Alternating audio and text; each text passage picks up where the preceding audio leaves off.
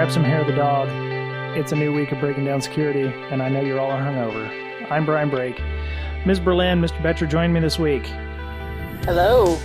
Yo. Well, you guys sound awfully chipper for people that have been sitting in, several smoky hotels and, blasting your eardrums. Yeah. Well, we didn't get the con flu, I think. I'm con flu free, so. Yeah. Well, then you didn't try hard enough. I licked all the elevator buttons. Oh, I'm not surprised. You saw that DEF CON video that they had of the guy who was in the elevator, dousing the elevator, with his... No, it wasn't from DEF CON. Oh, it wasn't? Okay. No, yeah. But I tweeted that. I found that online. That's filthy, by the way. And I tweeted it out saying it was DEF CON attendees. Oh. And, it has, Chinese characters and everything at the bottom. Right. It's definitely not from DEF CON, but it was hilarious to think it was. And he got stuck in the elevator after that. It was awesome. Yeah. Yeah. So how did everything go? I'm going to start with Mr. Boettcher because I know Miss Berlin was just busy. Well, I took my 2 teenage boys to InfoSec Summercamp, so we started with B-Sides. Oh, not Bunny Ranch. Tried to get one of them volunteering at B-Sides because he has a requirement next year to do some volunteer work and do a presentation on it. That didn't work out. How come? And, well, he never got a return email, so he signed up and everything, filled out all the forms. Never got a return email, so he didn't know exactly what to do after that. Turns up you have to sign up for hours, right? You have to figure out what you want to do, sign up to be on staff for a particular hour of the day. And when we got in there, it was all full. Right. So we made some contacts, and he was able to volunteer at DEF CON. Oh, good. So guys at the Packet Capture Village were gracious enough to give him a slot and then sign all his forms and stuff. So we got 15 hours in at DEF CON, which is great. Yeah. Very nice. Volunteer work, and he'll do a presentation on DEF CON, which I think will be really good as far as a cool organization to have volunteered for. Yeah, it's kind of better than, I guess, picking up trash around the neighborhood is not as cool, but it's more interesting, I think, to. It's definitely not the norm. Hacker convention instead of. Yep. There are probably not as many people that could do well at volunteering at a hacker convention. So. Yeah. So and we stayed at the Tuscany, which is where B-Sides is held. We stayed for the week. We were able to utilize the B-Sides bus. I think there's some improvement that can be made there. Like if they put a GPS on the bus, that way everyone knows where the bus is, so they don't have to potentially waste an hour waiting for the bus to come. Know exactly where it is, and they can choose whether to walk, take a taxi, or wait a couple minutes for the bus. Right. I think the bus is a great idea. That gets you from B-Sides to Black Hat to DEF CON and back, and to the airport. And not in 145-degree weather. It was a little warm there.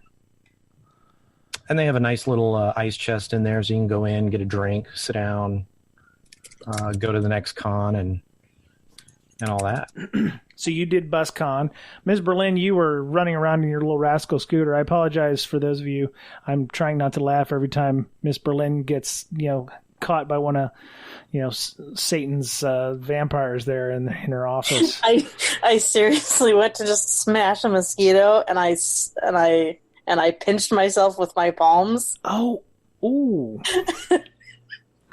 It hurt really bad. I didn't scream out loud. So I didn't do the bus thing, but I did at one point drive my scooter from Caesars to Tuscany with a person on the back. Wow. It was pretty fantastic. Doing the blue-haired lady thing already at this time. So that thing books too. Really? I got the nicest and the fastest scooter I could get. So you got the Ferrari of rascal scooters. Okay. Oh yeah. Okay. It was pretty great, and then that thing moved quick. Yeah. So how did your talks go? You gave a talk, yes, or two? Yeah, I did the mental health talk at Diane Initiative. Right. That was the only talk I gave. But then I was a photo goon for all of DEF CON. Right. Well, you were doing Whose Slide Is It? Yeah, I was a judge for Whose Slide Is It Anyway. Right. How was that? Was that fun? That was hilarious. It was super fun. I did that. They'll be doing it at Derby too. Yeah, so. I did that at Derby last year. That was a lot of fun. I don't know how well I did as a judge, but, Rando thought I was okay, I guess. Yeah, it was super fun. Yeah. Cool. And the best thing about Twitter is I tweeted out that, I wanted one of those alcoholic slushies, and when I was on stage, 5 minutes later it showed up. Nice. So thank you for that. Very cool. Very cool. So DEF CON, Black Hat, B-Sides, there's always some kind of drama there. Last year was MalwareTech. This year, because of the shooting that happened there, and the hotels, from what I understood, were quick to not exactly mention the event. They just called it the event. There was an event that happened in Vegas a couple years ago, or a year ago, and just after, I guess, Hacker Summercamp. But there were some issues with, hotel security coming in and looking in rooms if you had the Do Not Disturb sign up. I was just wondering, did you guys have any of that where you were staying at your relative? Well, you were in the Caesars, Ms. Berlin, so I'm assuming you either got maid check or you got a security check, right? We never put up the Do Not Disturb sign. Okay. So we just had maids. Yeah, maids came in. Yeah, maids were the auxiliary security force in this case. Yeah, we didn't really have anything disturbed or anything, but I talked to a couple of really close friends that dealt with some crazy shit. Yeah. That definitely, after the shooting and everything in Vegas, they made pretty public what their change in policy was. Right. So I didn't really understand everybody balking about, oh my gosh, we didn't know their policy. Well, you can't really use it as an excuse, I don't think. Yeah. But at the same time, the way they handled it, I think, was horrible. Yeah. I know people that were walked in on in very compromising positions when they shouldn't have been. Right. And, a whole bunch of other stuff happened that they probably should have thought about beforehand. Yeah. Yeah. Mr. Boettcher, did you have any issues at the Tuscany at all? None. Yeah. I'd heard that it was on and off. It depended on the hotel, and then I heard that every hotel was pretty much doing it. You just weren't around to see it happen. Right. Some people were, saying, basically, I let these people in on the idea that they were security. They wouldn't show me ID, or they pointed at a patch on their jacket, which, for us folk who are paranoid or, do physical assessments, you have a brown UPS uniform. Yeah, I'm the UPS guy. I don't have to show you my ID. See, I'm the UPS guy. I have a UPS uniform. I'm a UPS guy. You can let me in. Some of the folks ended up, having the doors knocked on very loudly, and they were a little unhappy and they didn't feel safe. And I can completely understand where some of these people, and some of them were ladies who were single, who were looking out the peephole and they see two dudes coming in. Hey, let us in, we're security. And that would definitely set me on edge if I was single lady in Vegas by myself with two big strapping dudes outside wanting to come in and look at my stuff. So especially if they weren't giving ID, or the ID was, insufficient for what they were doing. So, they're definitely, if you're ever in that kind of thing again, and that's social engineering of the heinous type. I mean, I've been hit here at home. Somebody knocks on my door and it's like, is this you? And they point to my name on a Facebook site that looked like it was for the local DNC group or something in the area. And they were trying to find out questions about local candidates. And I said, oh yeah, that's me. And they're like, oh great. And I go, I am such an idiot. And at that point I was like, oh, I'm done here. Thanks. And I shut the door. And then at that, you can thank Mr. Boettcher for this example, but I was listening to the audiobook, Thinking Fast and Slow, where it talked about System 1 and System 2 thinking. And, the System 1 is very impulsive and will just, do things based on the information that is available. What you see is all there is. And, the System 2 is the one that, doesn't want to do anything, but in the absence of like any real data, will have to then, engage. And that's the thinking part where you're like, oh, I'm such an idiot. And then that's where you realize, oh, I screwed up. And then, you shut the door. A lot of these people got hit with the system one thinking where it was like, oh, they must be security because they say they're security. I should let them in. And it's like, oh, shit, I shouldn't have done that. So that's some of the social engineering aspects that I'd love to get when I hope that we get this person on in the next few weeks, because his PR company keeps jacking us around on times. But it's very interesting how a lot of this stuff worked. And if you're in a hotel room, it's a very hostile environment. It's probably one of the most hostile environments we go into, and we expect security and privacy, which you're not going to get either in a hotel room. The safe can be unlocked with a key, no matter if you have a key card swipe or not. There's no really safe place to put any valuables in there because the maids are going to come in, or obviously any hotel security can come in. Some of the stuff that I was hearing people saying they had in their rooms, I was like, why did you bring that? There's some things that was like, did you necessarily need to bring that? Now, I understand for some folks it was necessary, but there's just some things maybe you should leave it at home.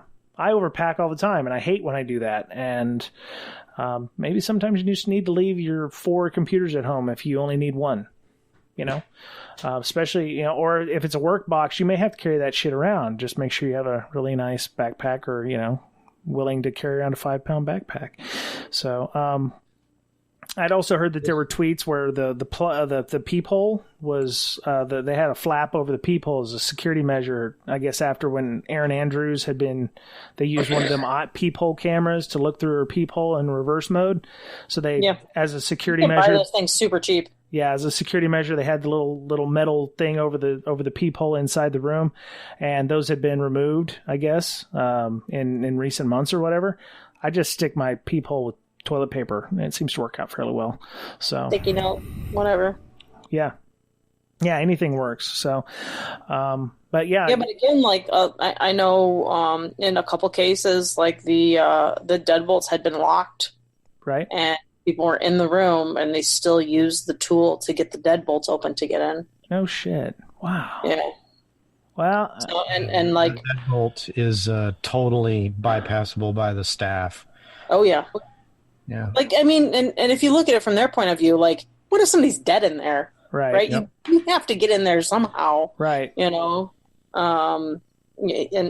whole bunch of other situations could arise that they really need to get in there for something. Yeah, I'm an idiot. I mentioned the deadbolt thing online, so I didn't realize that. That does make sense. I mean, if you think the safe in your hotel room is safe, it's not. They have a little metal spot that you can slide across, and the key will override anything you've got in there. So I can't imagine why the deadbolt would work. So yeah, that makes sense. They can get into if they come into hotel rooms while you're in there, and demand to come in. The castle doctrine that we have in Texas, if you don't know what the castle doctrine is, Google it. It extends to hotel and motel rooms. I don't know what they have in Nevada as far as an equivalence, but you can get into a situation where someone was trying to defend themselves from intruders, right, coming into their room, and somebody ends up getting killed. Right. Right. So in Nevada, they do have a castle doctrine. People in Nevada have the right to use deadly force to protect their occupied home or occupied vehicle from assault. They have no duty to retreat. This note only applies to homes and vehicles that have at least one person inside. Yeah. So I don't know if it extends to hotels and stuff on the Strip in Vegas, but they do have a castle doctrine in Vegas. So, but that doesn't necessarily mean you want to be, packing inside of a, hotel. I think even, if they found you were packing, I don't know if they'd ask you to leave or not, but, I mean, you're supposed to be allowed. Like I know, Ohio concealed carry, I think carries over to Vegas. Right. Yeah. I know that some states have CCH that works and some that don't. So, yeah. It's definitely not illegal to have a weapon there. Right. So apparently, according to this site, southuniversity.edu, Nevada has a very strong castle doctrine and standard ground law. So I guess it could be argued that if they were trying to force their way in and you were innocent and you felt your life was threatened, even though they were like, hey, look, I'm security. I have a patch on my jacket that shows I'm security. If you're not feeling safe, you could technically, shoot first and ask questions later. So... Anyway, yeah, my furry children do that too. So, anyway, well, so yeah, hacker summer camps first and ask questions later. What's that? Your furry children shoot. Yeah, actually, they jump up on the desk here and they impede my work. So, yeah, so there's no there's no lack of drama at these things. As a matter of fact, I saw also that if you have your do not disturb sign up, some people tweeted out like how to bypass the room check code, which right. I did retweet that, but in hindsight, I probably shouldn't have done that. It's not a very good thing to do. I mean, because if I was a bad guy like the shooter in Vegas and I knew that code, that circumvents a lot of the security stuff that was put into place to make sure that those kinds of things wouldn't happen again. And, right. Ultimately, I think hotel security is, gonna have to, I would hope they're looking at their policies and procedures, especially when it comes to like two men and, walking into an occupied ladies' room, so, yeah. Well, okay. So let's shift gears a little bit. Yes, please. Man, you're a photographer at DEF CON, and I noticed that you asked a lot of people, can I take your picture? Can I take a picture? Yeah. I had no idea that was such a big deal about taking pictures. Did you get hit?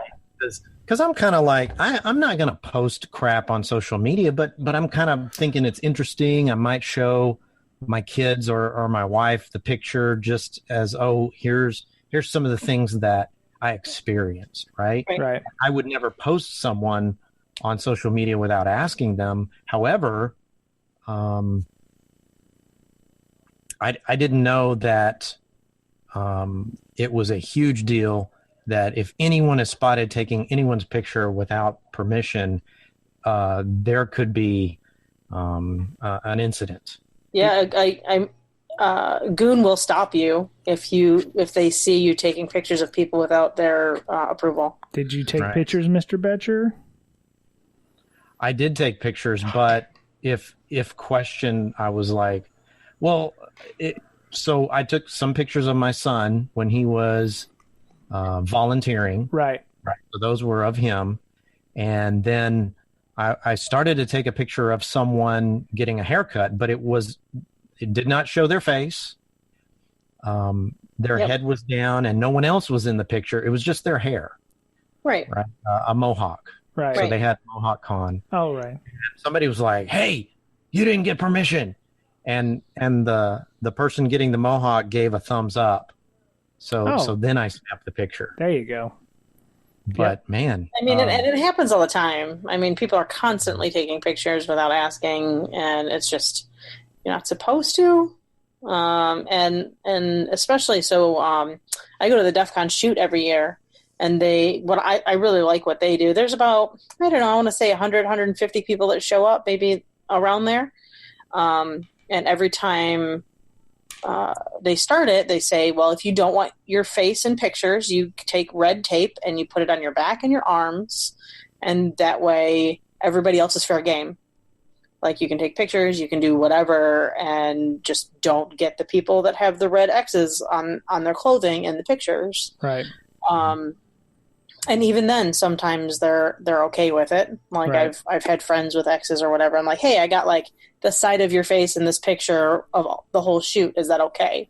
And they're usually fine with that kind of stuff. But I do my best to ask, especially if I'm taking group pictures of tables or stuff like that. Or, if I'm taking a picture of a crowd, I make sure it's focused differently, or that the majority of the people are walking away from me. That kind of stuff, just because, there's a lot of people that try and value their privacy as far as social media and stuff goes. Right. And I will say that DEF CON 26, I liked it a lot better than DEF CON 24. So that was the second one I've been to. It seemed like a better venue, and it was easier to get around. Yeah. And there were a lot more things to do. There was more room everywhere. I'm not sure how they're going to handle next year, because they did announce next year it'll be at the same venues as it was 2 years ago, plus Planet Hollywood, so 3 hotels. Wow. I'm not sure how they're going to work that out. Maybe it'll Planet still Hollywood. Be congested as hell, I bet you. Yeah. This time around, I didn't have a problem getting around. There may have been some cases where track 1, which is the biggest, I believe, let out, and there were a lot of people there trying to go to lunch. But that was a limited time frame. It seemed like Paris and Bally's was just a constant inside the casino between the 2 hotels, just a major traffic jam all the time with people yelling, everybody needs to move, stop standing around. Yeah, it took 5 minutes literally to get from one side of the casino to the other. And yeah, it was just not a good experience. Right. So, So I understand that the walk-up badges, there were very few of those this year for Bsizeless Vegas, and there may be even less walk-up badges next year. They have released the room block, so if you are interested or maybe even thinking about wanting to go to Bsizeless Vegas next year, you go and find them on Twitter and get on at the Tuscany. I guess the rooms are super cheap there, and they're fairly nice. And if you're interested in doing Bsizeless Vegas, plan now, because there may not be any in a couple of months. So, or they may have to reopen additional room blocks. So, all right. Well, I'm sorry I didn't get to go, and I'm going to definitely make it a point to go next year if I can, because there should be no reason why I shouldn't be able to. Exactly. Well, I would have gone this year. My company went. Leviathan did go. We did have a party there. We did have badges. A couple of our guys created some badges with the idea that if you could solve it, you get invited to the party, and we'd like to talk to you. There's some hardware hacking on that. So this was definitely the year of the badges. Like, really? Badge Life was just like super took off this year. Right. I probably saw at least. Sorry, I keep on. That's like the 6th mosquito now. I saw probably 3 or 4 dozen unique badges. Goodness, this year is ridiculous. Now, other than the DEF CON and the con badges, what were they about? Was it like, oh, we've got challenges on this? Was it hey, if you can solve this badge, we want to talk to you and hire you for a job? Is it you get into these secret parties? What kind of badges are we talking? Is it all kinds? Yeah, a lot of them were like party and village related. Like QueerCon had their own badge. Car Hacking Village had their own badge. There's like the Crypto Village. There's just like I saw probably 5 or 6 people with at least a dozen badges around their necks. Mm-hmm. So, wow. I don't even collect badges, and ended up with 7 of them that I brought home. Wow. Okay. Yeah. Wow. Yeah. So they all have challenges on them, and you're going to attempt to bang on them later on? One of them I have to put together, and I'm teaching my youngest kid how to solder, so we're going to work on that one together. Do that outside. I went to the Hardware Hacking Village, and there were most of the room, which is a fairly large room, people were soldering badges together that they had either purchased or been given at the con. Yep. Very cool. So yeah, and they had someone there who would help fix a badge if you screwed it up, or if you needed help with it to troubleshoot it. Had a huge contraption there ready to go with all kinds of equipment. Nice. And there was a line of about 5 or 6 people, maybe 10, waiting for their turn to have them take a look at it. Goodness. So, yeah, wow. So they have professionals on staff ready to help. They have tables, they have soldering irons, everything ready to go. So if you're interested in that, but you don't want to buy a lot of equipment just to get started, you can try it out there. Right. My thing was, I was wondering about, because they were sold out. I think it was Bsizeless Vegas, and at this point, I was like, well, what do you do if you can't get a badge, a ticket to B-sides? What was there left to do? But I guess, like you guys said, there was a ton of various villages that you could go to. B-sides was what, smack in the middle between DEF CON and Black Hat. It kind of straddled both days on those. Black Hat straddles. Black Hat straddles. Yeah. Okay. Yeah. Okay. So yeah, I mean, it was it's definitely a lot to do, and you don't necessarily have to have a ticket to do any of those things. I would imagine you could just get in and visit the villages. You can go and do, obviously, LobbyCon is stellar and phenomenal. So you have to have a ticket for any of the cons. Yeah, you do. Even the villages. Really? Okay. Mm-hmm. Okay, so if you didn't get into B-sides Las Vegas, you're pretty much screwed. Well, you can get into DEF CON. Right. Oh, okay. And, yeah, DEF CON never runs out of badges. Oh, that's good. Okay. They run out of badges sometimes. They never stop taking your money to let you in. Oh, yeah. Okay, that makes sense. They're capitalists. They want your money. So, yeah. Right. Even if they run out of badges, you will end up with a paper badge. Right. Or if there's one from last year or whatever. But this year, they either didn't run out of badges or they didn't have many that they had to give out that weren't. They didn't run out. They were selling them the last day. Okay. $80 or something like that. They were selling badges because the badges are a puzzle themselves, and they, you put batteries in them, they do stuff, right? So, they were selling them for $40 on the last day. I heard something about somebody putting the batteries in backwards, and they were causing some of the badges to explode or leak or something. I don't know if that was true or not, but I saw that on Twitter. Yeah, they were putting in the batteries backwards. There's supposed to be like a diode that'll prevent that from happening that wasn't on the badge. I see. Okay. One of them exploded. It didn't explode. Apparently, some component of it exploded. Ew. Near me. It made a loud noise. Really? And the guy looked at it and said it was his badge. His batteries were in correctly.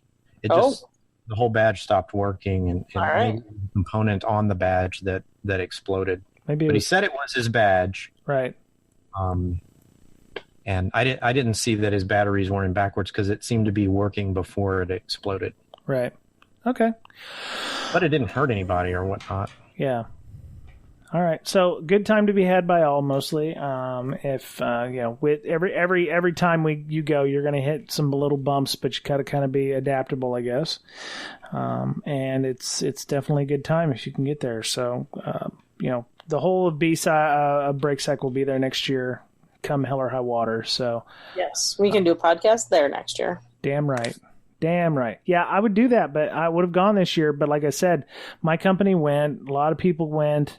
I have 3 weeks of vacation coming up going to Europe, and it was contingent upon my hiring at the new place. And I told them I won't take any other time off except for that. And then I was like, oh, yeah, and Derby. And oh, yeah, and B-side Springfield where I'm working. But other than those, I'm good. So, yeah, I'm burning up all of my vacation time until next February. So I wanted to... Yeah, definitely going to do that and Derby again next year if possible. So, all right. So let's do quick news because I know some of you are, we're just going to fill up a little time here. So it says, I got this. I was reading this the last couple of days, and it said that according to 24/7 Wall Street, there's news article says 25% of known security vulnerabilities have no fix. And they're trying to say that the security firm called Risk-Based Security, which sounds, I've never heard of them. I'm sure they're very good, but they're fake. They're what? They're fake. Yeah. I'm joking. Yeah. I mean, it was the company I used to work for. They had a next door neighbor called Wealth Management Service. And I was like, well, okay, I guess it exactly explains what you are, but yeah. So they said analysts at this computer security firm published approximately 10,700 flaws in computer systems known as vulnerabilities that could be exploited by a hacker to take unauthorized access actions within a system. So that was just in the first half of 2018. And they said that the total number of vulnerabilities only, there were no known solutions for 25.6% of them. So, I'm looking at this, and if I wasn't necessarily thinking with my system too, I'd be like, oh my God, we're so screwed as an organization. 25% of our vulnerabilities are not patched or are patchable or whatever. And, what kills me is that it seems like there's a lot of vulnerabilities that you probably don't need to patch because they don't affect you. Am I wrong in this thinking? No. It says, and I'm quoting from the article that the article is quoting, of the large number of vulnerabilities reported in 2018, 25.6 currently have no known solution. Because of this, patching, while very important, is only a part of modern vulnerability management in today's environment. Effective vulnerability management must include blah, blah, blah, other things. Right? And that's a good point. You have to include other types of mitigations in your security program. Right. Not just patching. Right. And, so when you guys were having fun at Hacker Summercamp, I was actually reading books because that's what I do to get smart. Oh. I know. I picked up the audio book, How to Measure Anything in Cybersecurity. I was listening to that one, audiobooks. I'm also on doing the Phoenix Project. Thank you, Mr. Boettcher, for that one. I'm listening to that one now. So I'm listening to like How to Measure Anything in Cybersecurity, and they were talking about, and they were very critical of the CVSS scoring system because it's very specious with regard to how it decides what is what and the numbers and stuff. And, the CVSS doesn't take into account things like chaining of vulnerabilities or they have a relative skill level of the person involved, but they don't talk about like, what is low difficulty for some person could be very high difficulty for another. My whole thing is of the 10,000, they say there's no solution for roughly a quarter of them. If you know what you have in your environment, that may not be 25.6. You may have less than 5% of the instead of 10,600 flaws or vulnerabilities in software, there may only be 2,000 CVEs that affect you. And of those, you may have less than 1%. And that's why we, like Mr. Boettcher said, we have mitigations, firewalls and properly, natted, firewalls and LAN segmentation and additional, operating system controls. So that's why we have our layers of defense to help protect against that. Right. And if a lot of these are IoT, you may have your IoT devices in a segmented VLAN, which would mitigate these vulnerabilities, right? So it says they have no known solution, right? But they may have well-known mitigations. Right.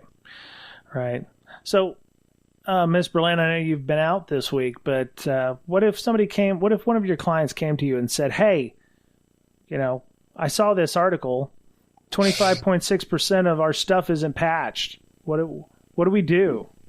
What are we paying you for? Yeah, not even unpatchable.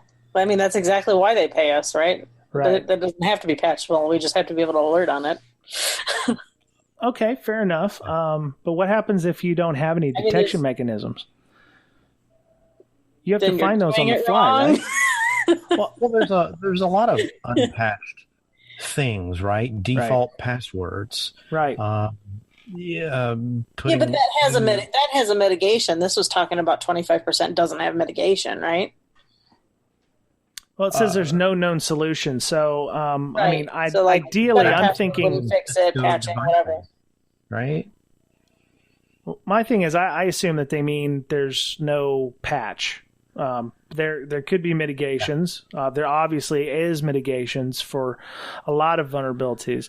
My thing was, it's like I had a boss one time, a vulnerability came out like that day, and he's like, what does our what does our vulnerability scanner tell us about this vulnerability? And I'm like, it's not going to tell us anything until I'll fix that in post. Until Tenable comes back. Oh wait, I'll fix that again. Until they come back and they issue a patch, or until they know how to detect for it, we won't be able to detecting for it, So it's interesting how some people in the enterprises will assume that you've got a vulnerability scanner and you're going to find everything. It doesn't find ODays. It doesn't find stuff that's just dropped. It takes days for those companies, much like antivirus, to catch up with the detection mechanisms to be able to search for those things, or to at least push out, if you're doing credentialed scans, that you're running, libpng 1057 instead of 1058, you're screwed, that kind of thing.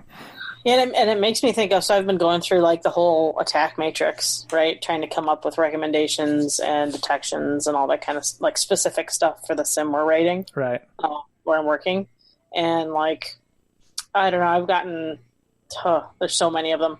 I've gotten through maybe 40 at this point, and there's a good handful that don't have defensive or alerting capabilities, really, for the most part. Like, do you have an example?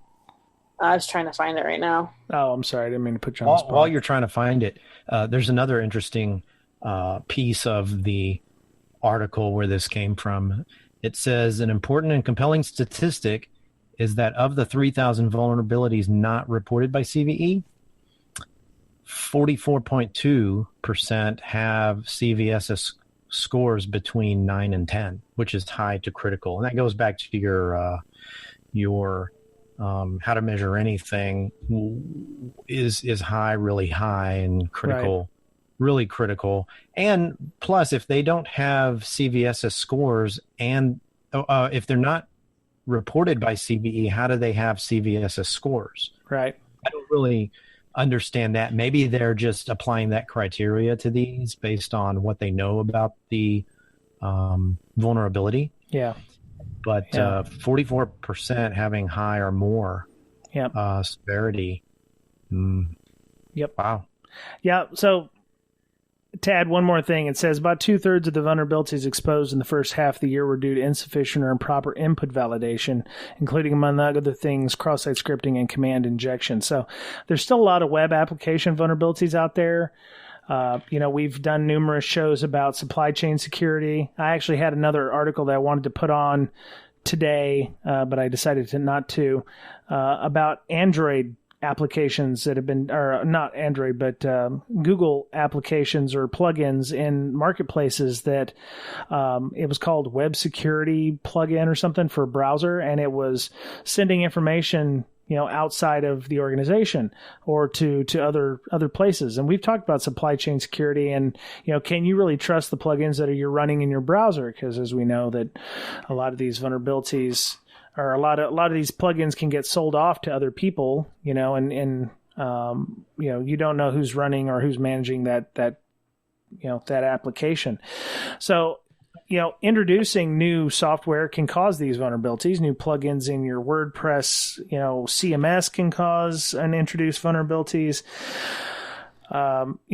They definitely have controls and mitigations in place for things like cross-site scripting or command injection. You can protect against those things. You can use prepared statements, or you can use, for against SQL injection, make sure your PHP is sanitized and your Java is sanitized to not use exec functions, cross-site scripting, validating all your input.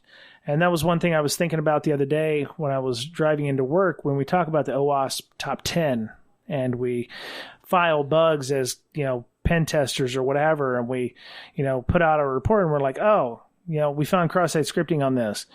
That's, how did I say this? That's the effect, which is not what the developers understand or care about. It's the cause. So when we file a bug or we talk about what we found in the reports, we didn't find cross-site scripting. There was input validation issues and that caused the cross-site scripting. So if we can format our reports to say it in that manner that it was, improper validation or, input validation or something like that is more programmer friendly. Yeah, you tailor it to your audience. Right. I mean, InfoSec person is going to understand cross-site scripting, but if you're giving this to an AppSec team or, people who are application developers and they're like, well, okay, great, cross-site scripting, but what does that mean? And then you have to go, well, input validation issues. You're not validating your single quotes or your double quotes, or your ampersands or your dashes or what have you. And there's some special characters you're allowing, but you're not escaping them properly, or, you're not, encoding them so that they aren't, they're inert in many respects.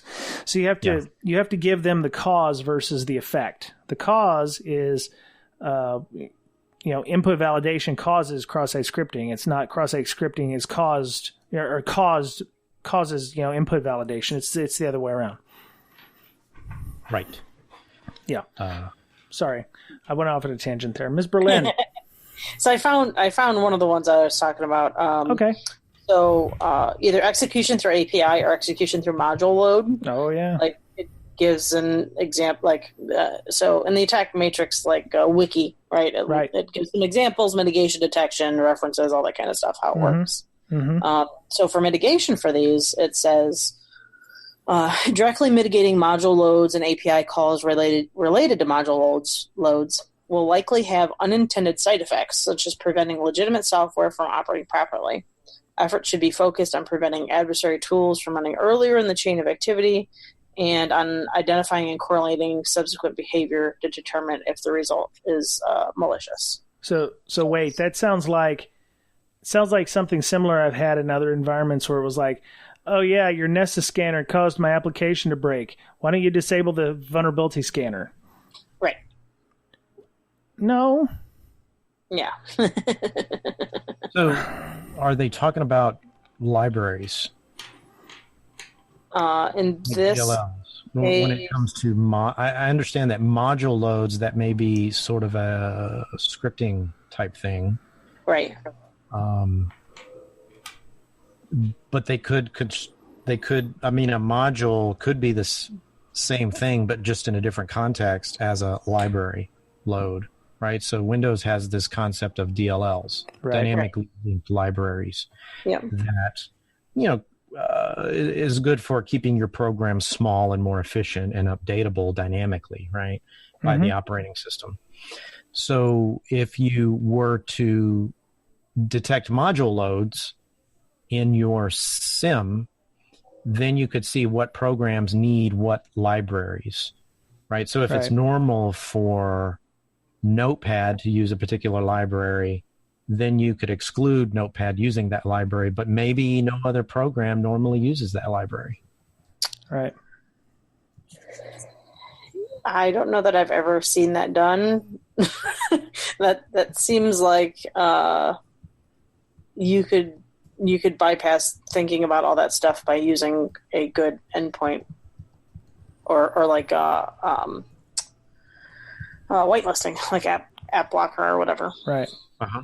And not have to worry specifically about trying to figure out what all DLLs are tied to what. Yeah.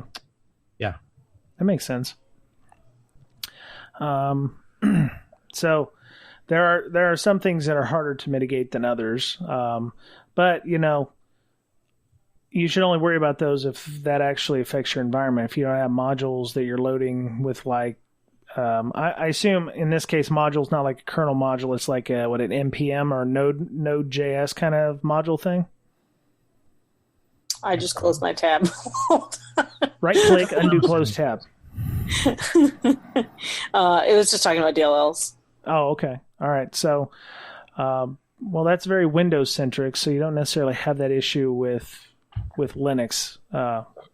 Right. I mean, you have this SO was specific to Windows. Yeah, you do have SO libs. You have something similar, but it's not exactly the same with regards to DLLs. But yeah, and that might be later on. I don't know. I'm only like, what am I at? I'm at like 40. Is this work or is this play work? Yeah, this is work. This is 40 out of like 300 different things listed in the attack matrix that I'm going through. Oh, Jesus. Okay. I'm trying to come up with as many SIM correlation rules as I can manually. Very nice. Didn't they just update the attack matrix? They are updating it constantly. Right. Okay. By the time I make it through all of this, I'm sure I'll probably have read that wiki like 3 or 4 times. Right. Yep. I can imagine that. I mean, we were trying to do the same thing with this, the top 10 security controls, and we got to like number 12, and they changed them up on us. I was like, damn it. Right. So, yeah.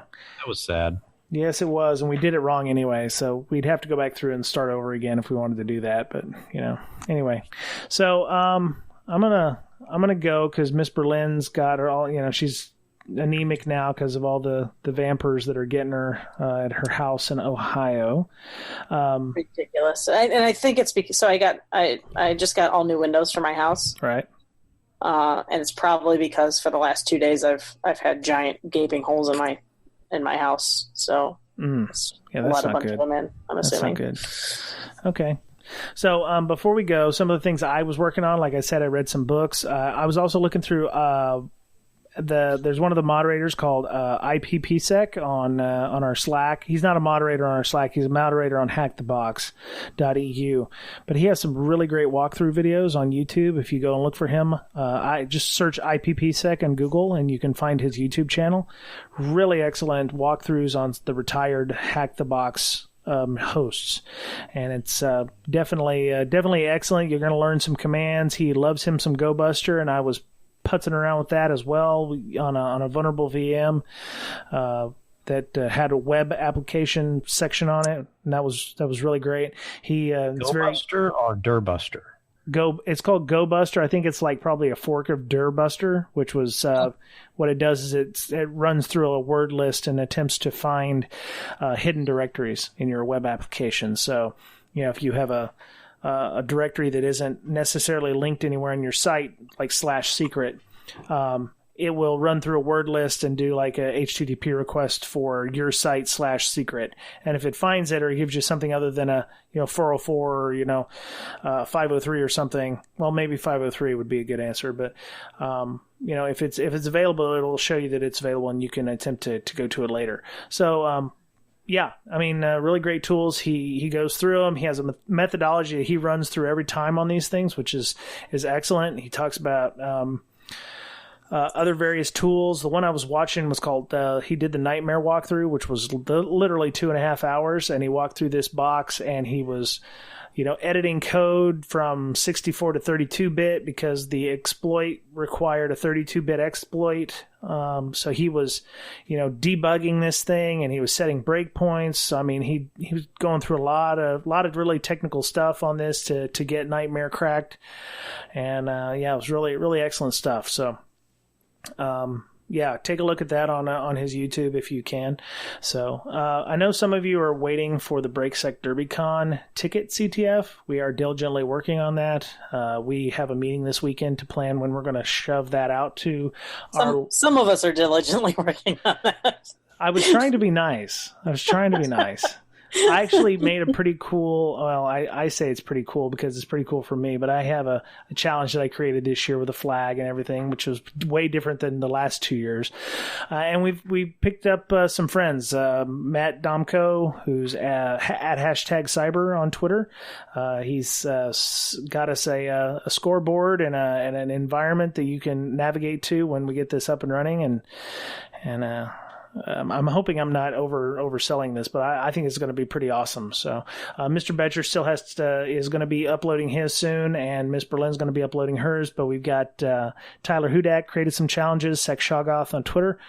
He does a lot of reverse engineering stuff, and I think he added maybe some minor reverse engineering or something, some kind of challenges there for that. So I'm really, really glad to see that. So I'm going to go, and I'm going to get everybody else's contact info here. So, Miss Berlin, if everybody missed you or you didn't miss them with the cart at Hacker Summercamp, how would they get a hold of you so they could get run over by the cart? So I'll be at Derby, and then at InfoSister on Twitter and Slack. It's INFOSYSTIR. This is crazy. I'm going to be at Derby. What? I know. Oh. What? Mr. Boettcher, how about you? Are you going to be at Derby? I think so. Shut up. That's the plan. Oh, my goodness. It's a confluence of events is going to cause us all to... Amazing. We need to have another pizza party, too. Too much awesome. Yeah, I'm going to try to figure out the meetup thing for that. I think we may have it at the same place we had it last year, only because I think the Hyatt's going to be too big, and I don't want to make people unhappy at the Hyatt. So we're going to try to figure out where we're going to have that. If you were at the one last year, it'll probably be in the same place. So we'll announce it as we get closer. So, Mr. Boettcher, I know you're going to be at Derby. Are you going to be anywhere else between now and then? Just working. Okay. So if people wanted to get a hold of you, how would they do that? Well, they can reach me at Derbycon, of course. Obviously. And then there's also Twitter at Boettcherpwned, BOETTCHERPWNED. Hit me up on the DM, and we'll start a conversation. Right on. And you're also the lead developer of LogMD, too. So if people wanted to find out about LogMD, how would they do that? They could go to the website log-md.com. Awesome. Yeah, you're the head developer and chief technical officer and head, GitHub repo maintainer or something, right? Yeah. You betcha. Nice. So, podcast, you can follow us on Twitter at Brakesec, BRAKESEC. You follow me on Twitter, BRYANBRAKE, Brian Brake. So I keep forgetting to mention this, but Miss Berlin was kind enough to set up a TPub for us. So if you are interested in getting a t-shirt or some paraphernalia from TPub, we have stickers on there as well. We also have a very special limited edition shirt with a picture of Miss Berlin's face on it. Of which we've sold 3 of so far.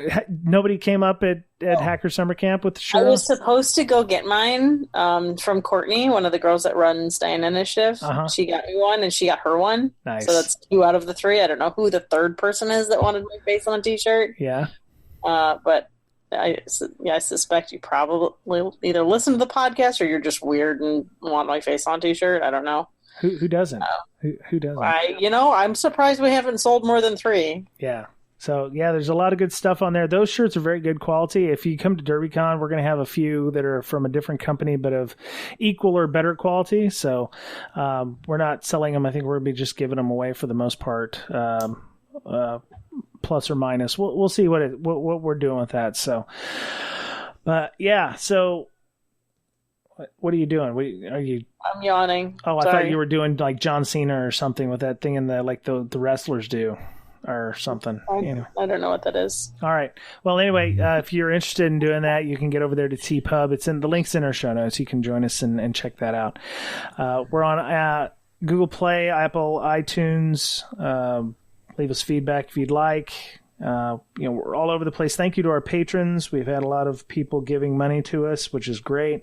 That money goes to, doing things like giving out stickers and mailing stickers and getting t-shirts if you're interested in doing that at conferences that we're going to be at. If you, get a limited edition t-shirt. So, and also pays for hosting costs, equipment upgrades, and Zoom video conferencing, which we use on our Slack, which is going gangbusters. We got a ton of people in there talking about all kinds of stuff. It's a little quiet right now. I actually had it up and I haven't had any announcements while we're here, so I'm starting to get a little weirded out. I don't know if it's off or not. So if you're interested in doing that, you can send a DM to Brakesec on Twitter, or you can just email us at bds.podcast@gmail.com. So I'm out. I'm glad everybody's back and got safe. I know Miss Berlin drove halfway across the United States and then back again in a week and a half. We drove almost 5,000 miles. Oh my God.